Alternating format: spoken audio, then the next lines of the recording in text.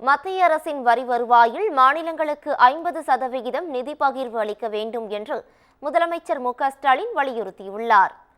பிரதமர் மோடி தலைமையில் டெல்லியில் நிதி ஆயோக் கூட்டத்தில் முதலமைச்சர் மு க ஸ்டாலின் கலந்து கொண்டார். இக்கூட்டத்தில் தமிழகத்திற்கு தேவையான நிதி உள்ளிட்டவை குறித்து முதலமைச்சர் மு க ஸ்டாலின் வலியுறுத்தியதாக தெரிகிறது. இந்நிலையில் நிதி ஆயோக் கூட்டத்தில் பேசியது குறித்து முதலமைச்சர் மு க ஸ்டாலின் தனது எக்ஸ் பக்கத்தில் பதிவிட்டுள்ளார். அதில் மத்திய அரசின் வரி வருவாயில் மாநிலங்களுக்கு 50% வரி பகிர்வு அளிக்க வலியுறுத்தியதாகவும், ஏற்கனவே 41% அளிப்பதாக கூறிய மத்திய அரசு தற்பொழுது 33.16% தான் வழங்கி வருவதை சுட்டிக்காட்டியதாகவும் தெரிவித்துள்ளார்.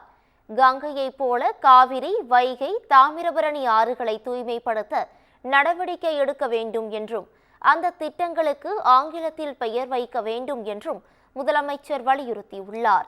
ஒருங்கிணைந்த பள்ளிக்கல்வி திட்டத்தில் கடந்த நிதியாண்டுக்கான நிதி 2200 கோடியை உடனே விடுவிக்க வேண்டும் எனவும் அவர் வலியுறுத்தியுள்ளார்.